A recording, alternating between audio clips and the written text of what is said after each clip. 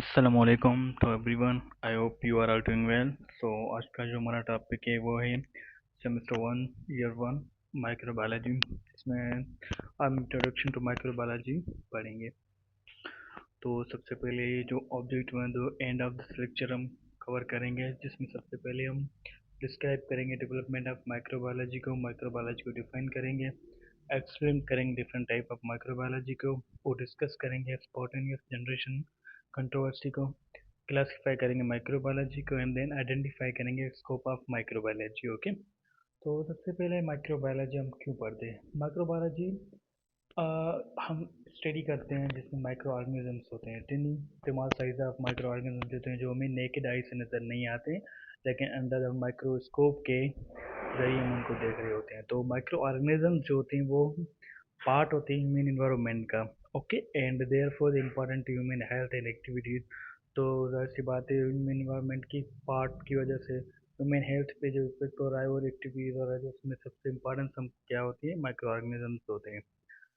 तो study of microorganism provide insight और life process in all form of life. हम microorganism की study करते हैं, उनके लाइफ से रिलेटेड जो भी प्रोसेस हो रहे होते हैं, जो ऑल फॉर्म्स ऑफ लाइफ से गुजर रहे होते हैं, तो सारा हम डिस्कस करते हैं। तो अगर डेवलपमेंट की बात करें तो डेवलपमेंट माइक्रोबायोलॉजी सबसे पहले अरस्तुटलो की थी 322 से 384 and other believe that living micro organism could develop from the non living material. तो ये इसका बिलीव था कि ऑर्गेनिज्म जो भी है वो नॉन लिविंग थिंग से पैदा होते हैं। ठीक है, देन जो होता है गरमालो फ्रैकेस्टोरो published a book in 1546 which suggests three ways for the transmission of infection directly formalized in the air। अब ये जो साइंटिस्ट था, ठीक है, फ्रैकेस्टोरो, इसने जो पब्लिश बुक दी, इसने क्या किया था कि वो वे था कि इन्फेक्शन का वे बताया था कि वो तीन तरीके से फैलता है, यहाँ तो डायरेक्टली बाय द फोमेटाइज, या तो डायरेक्टली उसके इन्फेक्शन के डायरेक्टली फैलेगा, ठीक है, डायरेक्ट कॉन्टेक्ट से फैलेगा, या तो माइक्रो ऑर्गेनिज्म आ जाएगा एंड यहाँ तो एयर के जरिए। ठीक है, तो ये तीन जो वे बताए थे इसमें ट्रांसमिशन, वो इसने बता दिया। देन 1950 में हेंस और जैकियस जेंसन ने डक लेंस ग्रेंडियर्स mountain two lens tube to produce a first microscope. तो सबसे पहले 1590 में हेंस और जैकियस जेंसन ने क्या किया था, डक लेंस ग्रेंडियर्स जो ट्यूब लेंसेज थे, वो एक ट्यूब वाले फर्स्ट माइक्रोस्कोप ईजाद की थी। ठीक है, देन 1660 में रॉबर्ट हुक ने published Micrographia contracting drawing and detailed observation of the biological material made with the best compound microscope illumination system of the time। then first time ये हुआ जाता है कि इसने एक बेस्ट illumination system वाली माइक्रोस्कोप यूज वो क्या की थी, इजाद की थी, जिसमें इसने एक डिटेल के जरिए ऑब्जर्वेशन किया था इन बायोलॉजिकल मटेरियल्स को। ठीक है, डिटेल बाय डिटेल, और इसमें क्या किया था, इसने पिक्चर पर निकाले थे कि इनमें क्या क्या चीज़ें जो भी इसने ऑब्जर्व की थी, देन उसके पब्लिश करके उसको माइक्रोग्राफी मतलब मीन पे पब्लिश किया था। ओके, देन 1668 में Francesco Redi disapproved the myth of the spontaneous generation. Then 1668 में स्पॉन्टेनियस थ्योरी जो थी ना, वो क्या की गई थी और डिसअप्रूव की गई थी रेडी की तरफ से। स्पॉन्टेनियस थ्योरी क्या होती है ये हम आगे डिस्कस करेंगे। तो नेक्स्ट है 1676 में एवेंटोन लियोन क्या कहता है, सोन डिजाइन द माइक्रोस्कोप, इसने अपनी क्या की थी, स्कोप ईजाद की थी और ऑब्जर्व किया था एक्यूरेटली जो इनविजिबल क्रिएचर था, मीन्स के any molecules by microwave word. ठीक है, छोटे छोटे जो माइक्रोवेव वर्ड थे उसने क्या किया था, उनको एक्यूरेटली ऑब्जर्व किया था और डिस्क्राइब किया था। यहाँ से जो हुआ था एक नई साइंस की स्टार्ट हुई थी। एंड देन 1798 में एडवर्ड जेनर ने वैक्सीनेशन और क्या की थी, स्मॉल पॉक्स के खिलाफ इंट्रोड्यूस करवाई थी। देन द मिडिल 1930 में जॉन टाइडल ने कॉन्सेप्ट दिया था स्टरलाइजेशन का, डिसकंटिन्यूअस हीटिंग का एंड टेंटलाइजेशन का। देन 1856 में लॉइस पास्चर ने अल्कोहलिक लैक्टिक एसिड फर्मेंटेशन और ईस्ट एंड माइक्रो ऑर्गेनिज्म का क्या किया था, डिस्कस किया था। देन 1861 में लॉइस पास्चर ने स्पॉन्टेनियस जनरेशन थ्योरी को भी इसने क्या किया था, फिर से डिसअप्रूव किया था। देन 1863 की बात करें तो लॉइस पास्चर ने डिस्ट्रॉइंग मटेरियल पेस्टराइजेशन जो मेथड था वो इंट्रोड्यूस करवाया।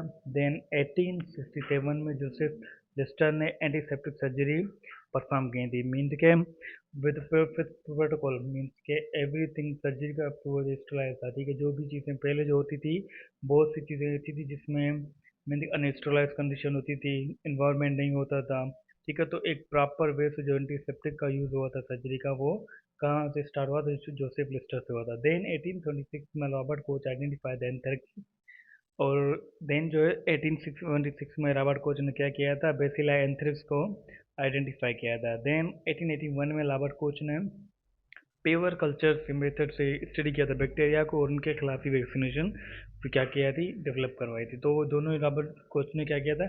एंथ्रेक्स को भी इसने आइडेंटिफाई किया था, देन उसके खिलाफ वैक्सीनेशन भी इसने इंट्रोड्यूस करवाई थी। देन कोच पास्टिल भी इसने डिस्कस किए थे।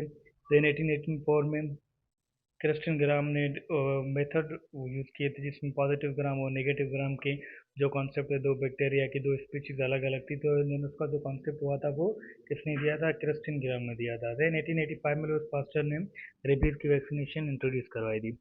और आगे डेवलपमेंट की बात करें तो 1887 में रिचर्ड पेट्री ने पेट्री डिश फॉर कल्चरिंग वो यूज़ करवाई थी।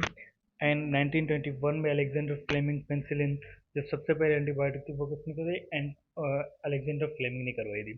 1831 में रस्का ने क्या किया था? फर्स्ट इलेक्ट्रॉन माइक्रोस्कोप क्या किया था? कंस्ट्रक्ट करवाया था। देन 1944 में शिजॉट एंड वर्कमैन ने क्या किया था? स्टेप्टोमाइसिन डिस्कवर की थी यहाँ, ओके, उसको वो करवाया था, आइडेंटिफाई करवाया था।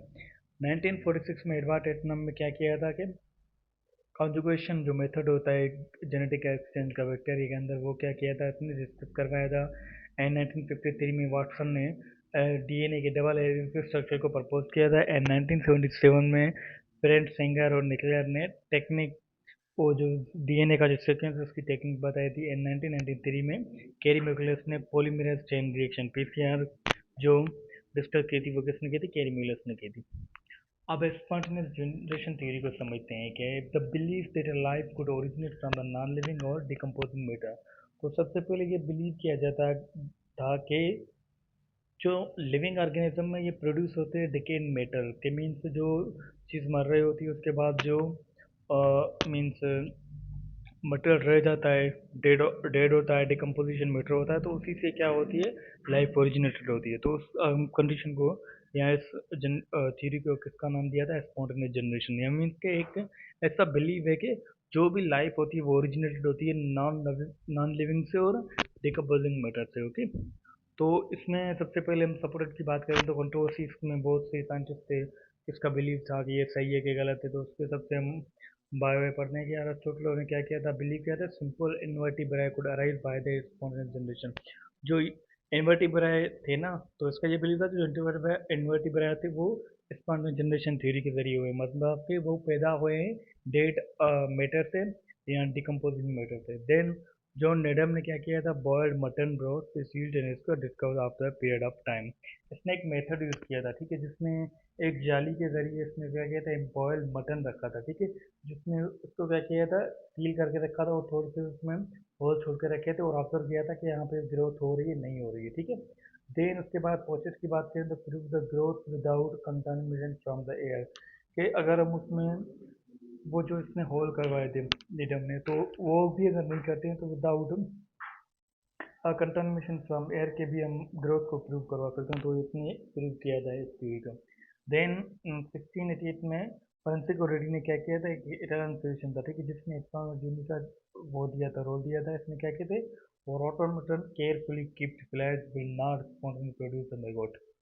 अब ये था कि इसने ना क्या किया था? सबसे पहले दो कंडीशन थी, एक दो मेथड यूज किए गए थे कि बॉयल मटन था उसको रखा गया था नॉर्मली अंडर द ऑब्जर्वेशन रखा गया था, वहाँ पे कोई प्रोड्यूस नहीं हो रही थी, मतलब, ठीक है, एक गोश्त था, ठीक है, उसको बॉयल करके रखा गया था किसी में कंटेनर में, तो पहले वो प्रोड्यूस हो रहा था, देन अगर उसमें कंडीशन अप्लाई हो रही थी उसको बंद कर रहे थे, कोई एनवायरनमेंट नहीं दे रहे थे, ना उसमें एयरिंग या पासवेज हो रही थी, तो ये क्या हो रहा था? वो प्रोड्यूस नहीं हो रही थी, उसमें ग्रोथ नहीं हो रही होती थी, ठीक है। देन 1836 में टेंडर शेमन ने क्या किया था कि हेल्प की थी सेल थ्योरी जो लिविंग ऑर्गेनिज्म के अंदर है, ठीक है, कि लिविंग ऑर्गेनिज्म एक से दो सेल से और एक से ज़्यादा सेल्स के बने हुए होते हैं, ठीक है, वो जो सेल्स होता है वो basic functional unit of life का होता है। देन 1861 में लुईस पास्टर ने एक्सपेरिमेंट किया था So and next legs finally proved that microorganisms not arrived by the spontaneous generation. तो लोइस पास्टर ने जो लास्ट एक्सपेरिमेंट किया था, फेमस एक्सपेरिमेंट था, तो उसमें ये देखा कि जो भी माइक्रो ऑर्गेनिज्म होते हैं वो स्पॉन्टेनियस जनरेशन से नहीं होते। मीन्स के जो स्पॉन्टेनियस जनरेशन का बिलीव ये था कि कोई भी लिविंग ऑर्गेनिज्म में जो हम जो रह रहे हैं स्पीशीज है, तो वो या तो नॉन लिविंग से प्रोड्यूस हो रहे हैं या तो डिकम्पोजिंग मैटर से हो रही है। तो लास्ट में लुईस पास्टर ने इस थ्योरी को क्या किया था, रिजेक्ट करवाया। तो कहा था कि स्पॉन्टेनियस जनरेशन के जरिए कोई भी माइक्रोऑर्गेनिज्म प्रोड्यूस नहीं होता, ये प्रूव नहीं होता है। देन 1946 की बात करें तो on contagion the first known discussion of the phenomena of contagious infection. ठीक है, फॉर कंटेजियस इन्फेक्शन का इसने डिस्कस किया था। ठीक है, कंटेजियस इन्फेक्शन एक ऐसा इन्फेक्शन होता है जो इजीली स्प्रेड आउट होता है और फैलता जाता है। देन 1835 में बेसी लेडी ने शो किया था कि disease affecting the silkworm was caused by the fungus. और सबसे पहले फंगस की जो डिजीज थी सिल्कवर्म, उसको क्या किया था, शो करवाया था लेडी ने और लोडी ने, सही है। और first micro organism to be recognise the containing agent of animal disease को, मीन्स के फैलने वाला जो एजेंट था, कंटेनिंग एजेंट था वो एनिमल्स का, वो कौन सा था, फंगस था। ओके, 1835 में।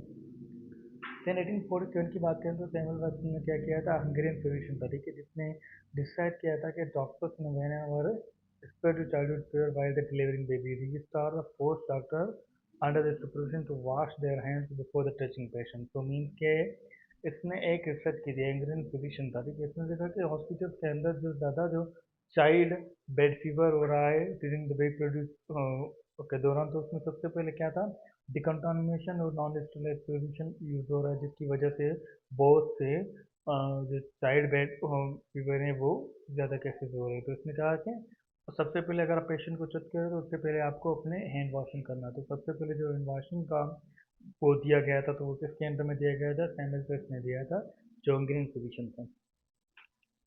देन लोइस पास्टर की बात की तो जर्म थ्योरी इसने डिफाइन की थी, और जोसेफ लिस्टर जो था एंटीसेप्टिक टेक्निक यूज करवाई थी।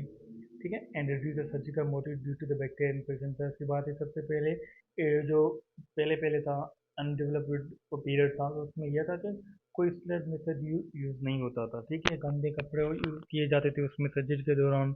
कोई भी अगर या तो फ्रैक्चर होता है तो वहाँ पे अनस्टेरलाइज कंडीशन या अनस्टेरलाइज टेक्निक यूज करके उसको टेम्परेरी उसका ट्रीटमेंट किया जाता। तो उससे बहुत से इन्फेक्शन होते थे, जिसकी रोकने के लिए क्या किया था, जैसे प्रिस्टर ने एक सर्जिकल इंस्ट्रूमेंटल और सर्जिकल टेक्निक का यूज़ किया, जिसके ज़रिए मिनिमाइज किया जा सकता है इन बैक्टीरियल इन्फेक्शन को स्प्रेड आउट होने से।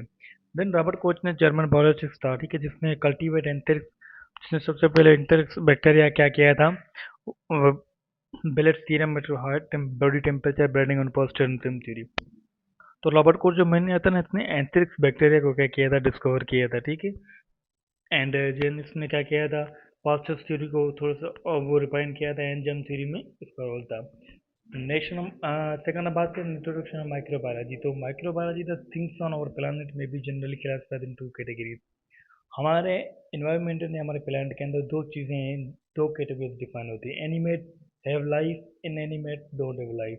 या तो लाइफ होती है या लाइफ नहीं होती है, मीन्स के dead material versus living material. तो ये दो चीज़ें होती है हमारे प्लैनेट के अंदर। माइक्रोबायोलॉजी में भी define the study of very small living organism. Micro organism, microbiology में क्या करते हैं कि study of very small living organism, हम इसमें स्मॉल टाइप टेनी टाइप जो होते हैं ना, वो लिविंग ऑर्गेनिज्म को स्टडी करते हैं। ठीक है, माइक्रो मीन्स के स्मॉल, बायो मीन्स का लाइफ लॉगस मीन्स की स्टडी। एक ऐसी स्टडी जिसमें स्मॉल मीन्स के वो नेकेड आई से हमें नज़र नहीं आते हैं, तो उन ऑर्गेनिज्म को हम स्टडी करने के लिए कौन सी ब्रांच की स्टडी करते हैं, माइक्रोबायोलॉजी की। ठीक है, हम उसको माइक्रोबायोलॉजी बोलते हैं। देन बात करते हैं कि दे ऑप्शन का माइक्रोब, हम उनको माइक्रोब्स भी बोल सकते हैं, सिंगल सेल ऑर्गेनिज्म भी बोल सकते हैं और जर्म भी बोलते हैं। माइक्रो ऑर्गेनिज्म में कौन कौन से होते हैं, bacteria, algae, protozoa and fungi and virus. तो माइक्रोबायोलॉजी में एक्चुअल में हम स्टडी कर रहे होते हैं इनकी बैक्टीरिया की, अल्जर की, प्रोटोजोआ, फंगस और वायरस। हम उनको जो है ना आम जिंदगी में इसे नहीं देख सकते हैं। ठीक है, जैसे कि बहुत से बैक्टीरिया होते हैं, वायरस होते हैं, तो हम नेकेड आई से हमें नज़र नहीं आते, तो अंडर द माइक्रोस्कोप के जरिए हम इनको ऑब्जर्व करते हैं, एग्जामिन करते हैं और इनको आइडेंटिफाई करते हैं।